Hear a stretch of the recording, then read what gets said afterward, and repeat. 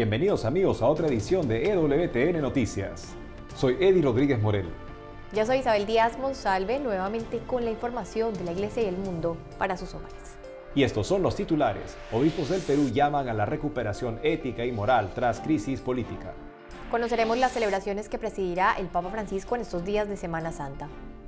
Iniciamos el programa con noticias sobre el Perú, donde los obispos, a través de un comunicado emitido por la Conferencia Episcopal, hicieron un llamado a la ciudadanía para renovar los esfuerzos en pro de una recuperación moral tras la crisis política que se vivió hace unos días.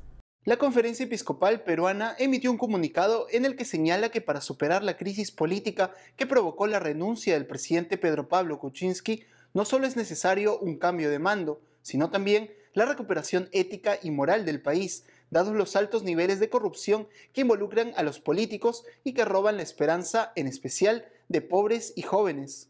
Asimismo, en el texto se señala que el país había llegado a un punto de quiebre en el que era necesario un cambio de rumbo y un nuevo inicio debido al proceso sistémico de corrupción originado por el divorcio entre ética y política, las desmedidas ambiciones personales o de grupo y la falta de justicia. Frente a esto, los obispos del Perú recordaron que gobernar es una responsabilidad de todos los poderes del Estado, muy enfrentados en los últimos tiempos, y que el nuevo presidente debería recibir el apoyo de todas las fuerzas sociales a través de un acuerdo de gobernabilidad, de tal manera que, en la búsqueda del bien común, sea posible recuperar la esencia de la peruanidad, cimentada en los valores cristianos. Como se sabe, Pedro Pablo Kuczynski renunció a la presidencia del Perú en medio de un proceso de vacancia que iba a ser debatido en el Congreso y con escándalos de indicios de corrupción relacionados con Odebrecht.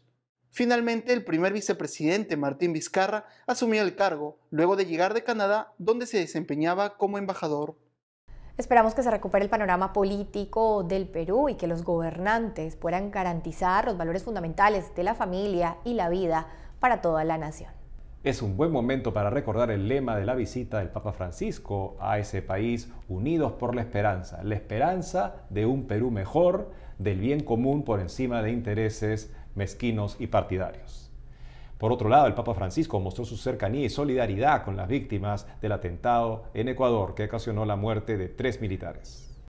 A través de una carta enviada por el secretario de Estado del Vaticano, Cardenal Pietro Parolin, el Papa Francisco condenó el atentado terrorista que se perpetró el pasado 21 de marzo en la localidad ecuatoriana de Mataje, en el que 3 soldados murieron y otros 7 resultaron heridos por un explosivo casero mientras patrullaban con un vehículo en la frontera con Colombia. Ante esto, el Santo Padre elevó sus oraciones a Dios por los fallecidos, los heridos y sus familias. El pontífice también invitó a todos a rezar para que en dicha región se alcance una serena convivencia.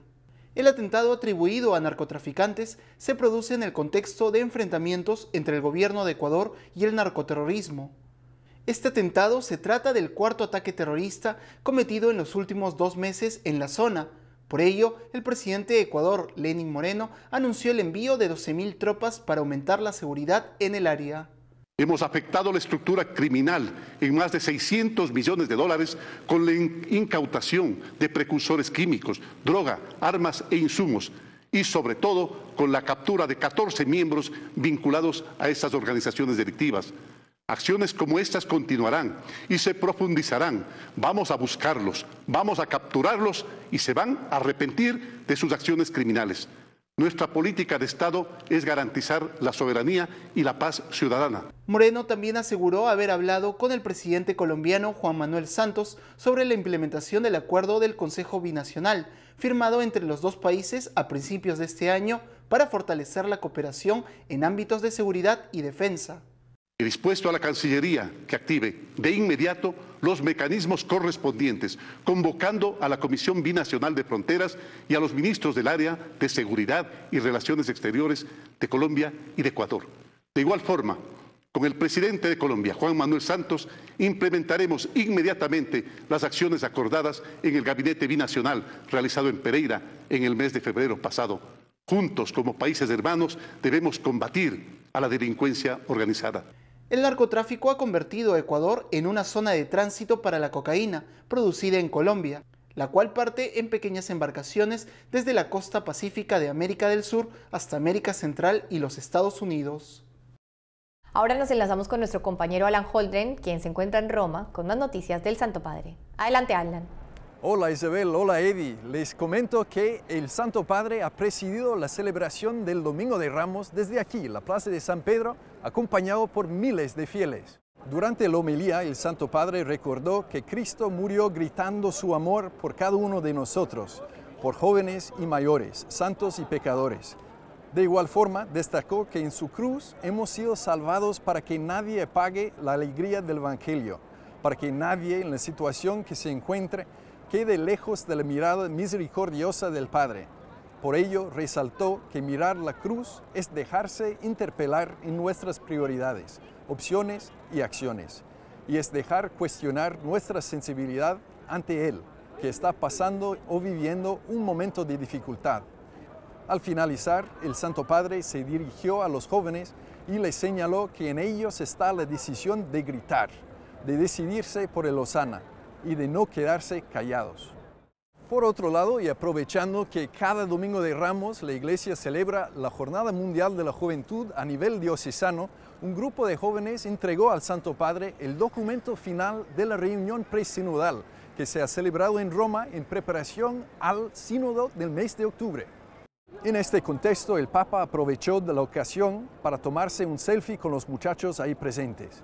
Asimismo, saludó a los jóvenes provenientes de diversas partes del mundo y también a los cerca de 15.000 que participaron virtualmente en la reunión presinodal. Sobre la Jornada de la Juventud a nivel diocesano de este año, afirmó que es una etapa importante en el camino hacia el Sínodo de los Obispos sobre los jóvenes, la fe y el discernimiento, en el próximo mes de octubre, como también en el recorrido de preparación de la Jornada Internacional que se desarrollará en Panamá en enero de 2019. Posteriormente, el pontífice deseó que María nos ayude a vivir bien la Semana Santa y destacó que de ella aprendemos el silencio interior, la mirada del corazón y la fe amorosa para seguir a Jesús en la vía de la cruz que conduce a la luz jubilosa de la resurrección.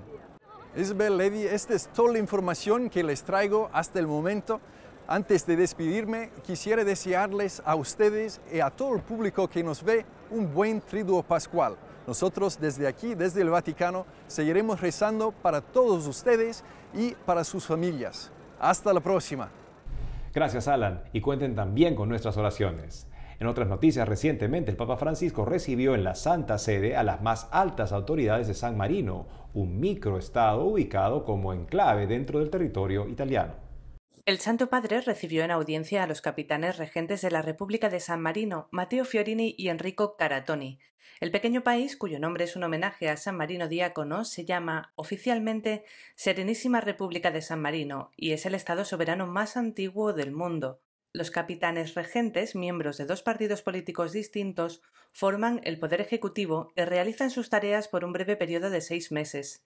Esta vez en presencia del Papa Francisco, del secretario de Estado Pietro Parolin y del secretario para las Relaciones con los Estados Paul Richard Gallagher, los capitanes hicieron un reconocimiento especial a la Iglesia Católica local por su contribución positiva a la sociedad de San Marino, en particular en el campo educativo y de asistencia social.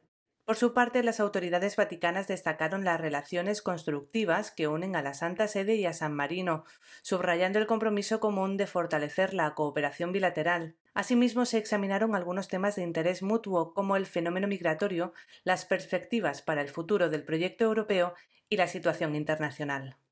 El Santo Padre recordó en una celebración eucarística que la fidelidad de Dios nos ama sin límites. Veamos.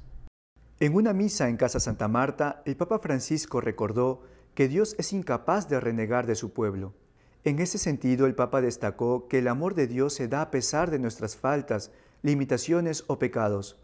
Por eso, es posible pensar en Dios como alguien que nos ama, como si fuera una madre, ya que es fiel a una alianza que no puede romper y no puede olvidarse de nosotros. Precisamente, al resaltar esa fidelidad de Dios, el pontífice añadió que, cuando acudimos al sacramento de la penitencia, no debemos pensar que vamos a la tintorería, sino que allí vamos a recibir el abrazo de amor de un Dios fiel, que nos espera siempre. En consecuencia, puntualizó que nos corresponde a nosotros no olvidar que Dios nos conoce y por eso nos ama. Nunca nos deja solos y nos lleva de la mano. Hace unos días se ha presentado el libro Entrevista al Papa Francisco con el título Dios es joven, en el que el pontífice repasa los problemas fundamentales que enfrenta la juventud actual. El nuevo libro Entrevista al Papa Francisco fue presentado en el Instituto Augustinianum de Roma con el título Dios es joven. En dicha obra se muestra que el pontífice repasa los problemas fundamentales a los que se enfrenta la juventud actual y da orientaciones sobre cómo entenderla y acompañarla. Asimismo, el Santo Padre señala el desarraigo en el que viven los jóvenes de hoy y denuncia que muchos de ellos se encuentran descartados en una sociedad que no les concede la posibilidad de ejercer su función profética. Frente a este panorama, el Papa sugiere dar como respuesta el perdón y resalta que son los adultos los que deben pedirlo para ayudar de esa manera a que los sueños de los jóvenes se restituyan. En ese sentido, condenó a quienes ofrecen falsas promesas y contribuyen a la cultura de lo efímero, que hace parecer que nada tiene sentido. Asimismo, en el libro Entrevista, el Santo Padre critica a esos padres que se comportan como adolescentes, sin conciencia real de lo que hacen, convirtiendo a sus propios hijos en víctimas del juego perverso de lo fugaz. Por otro lado, Francisco recuerda que Dios es capaz de rejuvenecerlo todo, al tiempo que Él mismo se hace nuevo para nosotros, mostrando que es fuerte y entusiasta para tocar los corazones de sus hijos.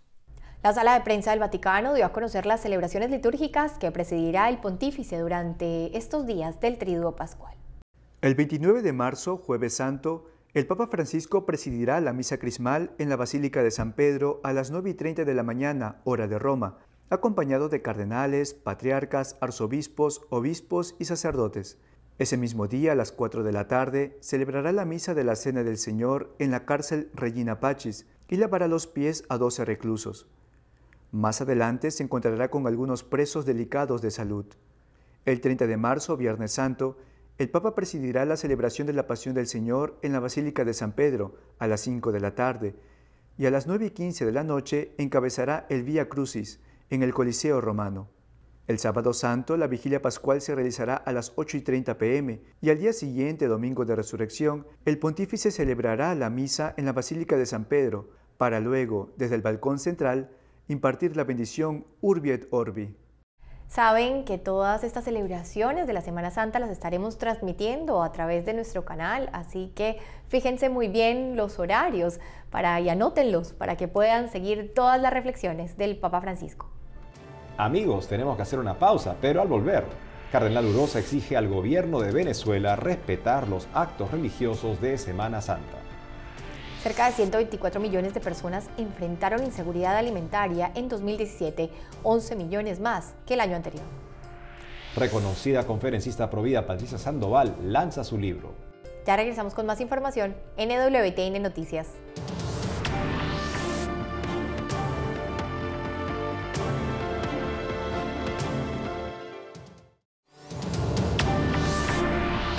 Continuamos con más información. El arzobispo de Caracas pidió al gobierno de Venezuela que garantice la concordia durante los días de Semana Santa en todo el país.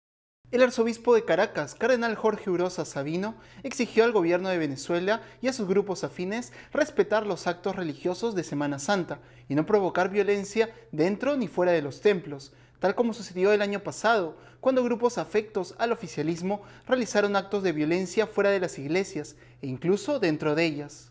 Esto lo dijo en alusión a lo sucedido el 12 de abril de 2017, cuando intentaron agredir al purpurado durante la misa del Nazareno en la Basílica de Santa Teresa. De igual manera recordó el ataque que los colectivos chavistas realizaron el 16 de julio del 2017, afuera de la iglesia del Carmen de Caita, contra los ciudadanos que participaban en la consulta popular convocada por la oposición sobre la Asamblea Constituyente de Maduro. Finalmente, el arzobispo de Caracas rechazó tajantemente las palabras del mandatario venezolano, quien días antes dijo que los obispos y sacerdotes no debían politizar la Semana Santa. Frente a esto, el cardenal Urosa señaló que la frase del presidente es totalmente injusta porque el clero no hace eso, y las consideraciones sobre la dura realidad del sufrimiento de los venezolanos, especialmente de los más pobres, no es politizar un acto religioso. Finalmente, el purpurado convocó a todos los venezolanos a mantener el espíritu de sintonía con Dios durante estos días de la Semana Mayor. Esa cultura o anticultura del enfrentamiento que promueve constantemente el gobierno actual de Venezuela, también lamentablemente el año pasado tuvo efectos muy negativos, muy lamentables en la Semana Santa. Esperemos que el presidente, que las autoridades escuchen este llamado a la paz y a garantizar las condiciones de celebraciones hechas en paz. Ojalá que todos los venezolanos puedan ir a las celebraciones de Semana Santa y poder encontrarse ahí con el Señor, que es el que tanto necesitan. Y nosotros desde aquí, que podemos de pronto fácilmente ir a las celebraciones, pues pedir por estas personas que les queda un poco más difícil. Cambiamos el tono de la información para contarles que el gobierno de Nigeria confirmó que el grupo terrorista Boko Haram liberó a la mayoría de las 110 estudiantes secuestradas en febrero en el Colegio de Ciencias y Tecnología de Dapchi. El grupo terrorista Boko Haram liberó el miércoles 21 de marzo a 105 niñas de las 110 estudiantes nigerianas que fueron secuestradas el pasado 19 de febrero en el Colegio de Ciencias y Tecnología de Dapchi. De acuerdo a una de las escolares liberadas, el grupo terrorista retuvo a una menor por ser cristiana. Una de las chicas no fue liberada por ser cristiana. Nosotras fuimos liberadas por ser niñas musulmanas y no querían que sufrieran. Como somos musulmanes, no nos molestaron. La única niña cristiana secuestrada en Dapchi por Boko Haram ha sido identificada como Lia Sharibu. Como se recuerda, el secuestro ocurrió el 19 de febrero en el Colegio de Ciencias y Tecnología y ha sido calificado como el mayor rapto perpetrado por los extremistas de Boko Haram, luego de llevarse a 270 niñas de la localidad de Chibok en 2014, algunas de las cuales lograron escapar y otras fueron liberadas paulatinamente, pero todavía se estima que más de 190 permanecen cautivas. De acuerdo a un informe global elaborado por la Organización de las Naciones Unidas para la Alimentación y la Agricultura, FAO, se dio a conocer que alrededor de 124 millones de personas enfrentaron crisis alimentarias graves en el 2017. Cerca de 124 millones de personas en 51 países enfrentan crisis alimentarias graves, llevándolos a requerir ayuda humanitaria para salvar sus vidas y de ese modo reducir el hambre y la malnutrición. De acuerdo al director de emergencias de la Organización de las Naciones Unidas para la Alimentación y la Agricultura, FAO, la mayoría de las personas afectadas provienen de países que han sufrido severamente por los conflictos. De los 124 millones de personas que enfrentan inseguridad alimentaria grave, 74 millones vivían en 18 países donde los conflictos han tenido un impacto devastador. Esto representa alrededor del 60% del número total de personas en inseguridad alimentaria. Durante el 2017, las peores crisis alimentarias se produjeron en el noreste de Nigeria, Somalia, Yemen y Sudán del Sur, donde casi 32 millones de personas requirieron de asistencia urgente. Si bien la ayuda humanitaria ha contribuido hasta el momento a prevenir la hambruna a gran escala, las necesidades siguen siendo altas en estas 4 naciones. Además, en estos países, junto a la República Democrática del Congo, el número de niños y mujeres que necesitan apoyo nutricional aumentó entre 2016 y 2017, principalmente en las zonas afectadas por conflictos o inseguridad, y se han visto brotes severos de cólera agravando los niveles de desnutrición aguda.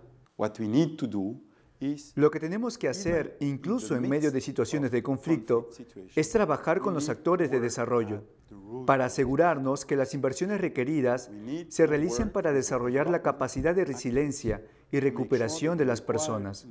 De no hacer esto, veremos que la cantidad de personas en crisis y en fases de emergencia en términos de seguridad alimentaria seguirá aumentando. Por otro lado, de acuerdo al informe global del 2017 sobre crisis alimentarias, se reconoció a 108 millones de personas en esta situación, revelando un aumento del 11% a comparación del 2016, donde también un factor desequilibrante fueron los desastres naturales. Además de los conflictos, los desastres naturales y los fenómenos climáticos extremos como las sequías también han tenido un tremendo impacto en la vida de las personas y sus medios de subsistencia. Estos factores, sumado a los brotes de enfermedades y el acceso limitado a servicios básicos de salud, han creado una situación de desnutrición en muchos países, un panorama que debería llevar al mundo entero a extender la ayuda necesaria para quienes la necesitan con urgencia.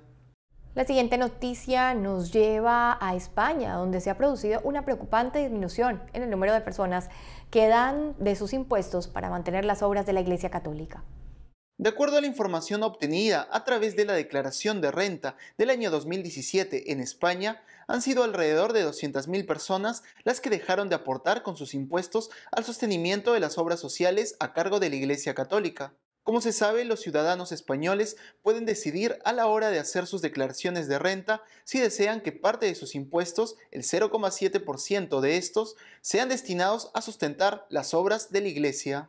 Según se dio a conocer, es la primera vez desde el año 2007 en que se produce este declive en el número de aportaciones, ya que solo 8,5 millones de españoles marcaron la casilla de la financiación de la Iglesia el 2017. Aún así, se pudo recaudar un monto mayor de dinero en comparación al 2016, gracias a que alrededor de 24.000 personas más, con rentas superiores a 30.000 euros anuales, han colaborado con la financiación de la Iglesia. Por otro lado, el vicesecretario para Asuntos Económicos de la Conferencia Episcopal Española, Fernando Jiménez Barrio Canal, señaló que el número de aportantes a la Iglesia ha disminuido de manera proporcional y homogénea, muy semejante a la reducción del número de contribuyentes que marcaban la casilla de fines sociales a cargo del Estado y ONGs. Por otro lado, la reconocida conferencista provida Patricia Sandoval lanzó su libro Transfigurada, el cual cuenta su impresionante historia como joven que luego de haberse realizado 3 abortos y posteriormente trabajado en una clínica abortiva, se volvió adicta a las anfetaminas y terminó viviendo en las calles, hasta que la misericordia de Dios la rescató. Actualmente Patricia Sandoval es reconocida internacionalmente y su testimonio inspira a miles de personas, recordándonos que Dios siempre tiene la última palabra. Estaba sin hogar, vivía en las calles, estaba adicta a la metanfetamina, pero tuve 3 abortos. Después comencé a trabajar en la clínica abortiva de Planned Parenthood.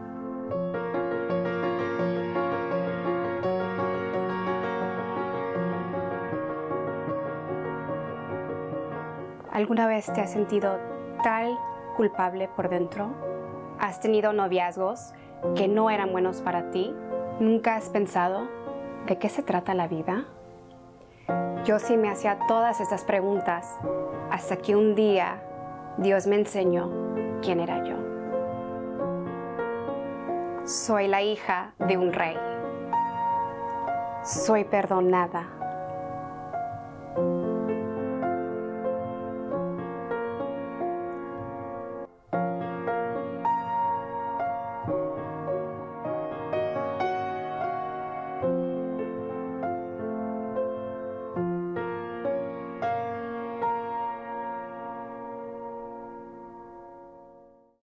En España ya se encuentra en cartelera la película Pablo, el apóstol de Cristo, protagonizada por Jim Caviezel y James Faulkner, la cual se sitúa durante el encarcelamiento que sufre San Pablo en Roma, mientras espera su ejecución por orden del emperador Nerón. Sé que sois víctimas de graves persecuciones. Están poniendo a prueba nuestra fe. Sé que dudáis del camino. Pero he venido a Roma a buscar a Pablo, a escribir su historia, a traer esperanza, a traer luz en medio de esta oscuridad, a recordarnos a todos cómo Dios transformó a un hombre lleno de odio y que será quien cambie la historia del mundo. Lucas, esto es un sueño. Estoy aquí. Roma está manchada con la sangre de nuestros hermanos. ¡No! De esto os sirve vuestra fe en Dios. La gente está desesperada. Somos la única esperanza que queda en la ciudad. No puedo reparar su fe. La tuya puede guiarles. Te arriesgas a que la gente busque a Cristo en mí. El día que te oí predicar, Dios mío, vi a Cristo en ti. Hay hombres, mujeres y niños que nunca te conocerán. Ha de quedar constancia escrita de todos tus hechos. ¿Qué sabes realmente sobre esos cristianos? Me preocupan los documentos. Tenemos que sacarlos de Roma.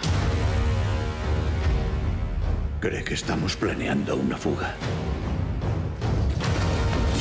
Si doy la orden, te envío con el Dios que tú quieras. ¡Lucas! Están reuniendo a hombres para derrocar el poder de Roma. ¿Con qué fin? Justicia. Quieren venganza. ¡No! ¿Por qué no? El amor es el único camino.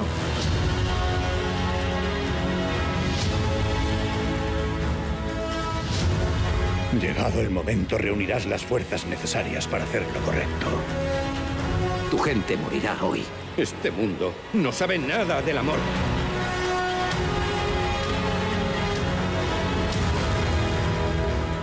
Cuando el pecado abundó, sobreabundó la gracia. Pues esta película queda perfecta para este tiempo de Semana Santa, el que estamos todos llamados a reflexionar en la vida de Jesús, en la vida de los apóstoles, así que Pablo, apóstol de Cristo, está perfecto para este tiempo. Qué bueno saber que hay quienes apuestan por este tipo de producciones de primera calidad, de temática cristiana, y para los que puedan verlas en esta Semana Santa, pues mejor aún, revisen sus carteleras locales. Y bueno amigos, hemos terminado el programa por el día de hoy, pero saben que pueden encontrarnos en las redes sociales y les recordamos nuevamente seguir todo el programa de Semana Santa del Vaticano en nuestro canal. Muchas gracias amigos y hasta una próxima edición de EWTN Noticias.